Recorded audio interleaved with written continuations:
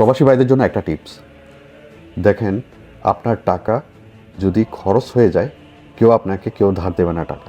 আপনার টাকা কিভাবে সেভ হয় এই মুহূর্তে এই সিচুয়েশনে ওটাই চিন্তা করতে হবে। কেন বলতেছি, দেখেন আমাদের বাংলাদেশের এখন সরকার হচ্ছে বিএনপি, তারেক রহমানের সরকার।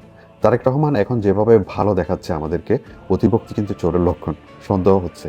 আর তাছাড়া ওনার দলে ম্যাক্সিমাম হচ্ছে চাঁদাবাজ, করাপ্টেড পিপল আর অশিক্ষিত লোকজন। এই মুহূর্তে ওনাকে খুবই কঠোর হওয়া প্রয়োজন ছিল, কিন্তু সেক্ষেত্রে উনি খুবই নমনীয়।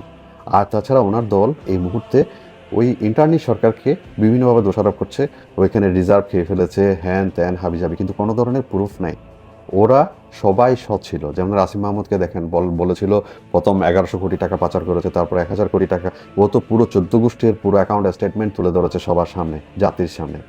ওই কারো করাপশন ওখানে পাবে না, খুঁজে পাবে না, তারা করাপ্টেড ছিল না।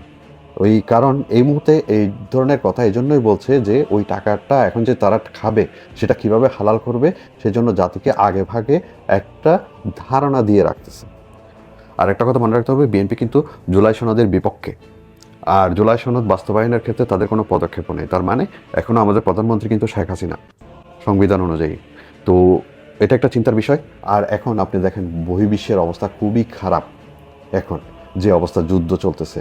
আর এখন গালফ কান্ট্রিতে যারা আছে, দেখেন গালফ কান্ট্রি একটা কথা মনে রাখতে হবে, তাদের রিজার্ভ যেভাবে আছে 100 বছরের উপরে আছে, তাদের কারেন্সি ডাউন হওয়ার সম্ভাবনা নাই। তো এই মুহূর্তে অনেক বুঝে শুনে খরচ করতে হবে। ফ্যামিলিকে যদি টাকা পাঠান, যদি 1 টাকা যদি তাদের মাসিক খরচ প্রয়োজন পড়ে, ওই 1 টাকাই পাঠাবেন, এর চেয়ে 1 টাকাও বেশি পাঠাবেন না অ্যাকাউন্টে। ওখানে বাংলাদেশে সেভিংস রাখার কোনো প্রয়োজন নেই।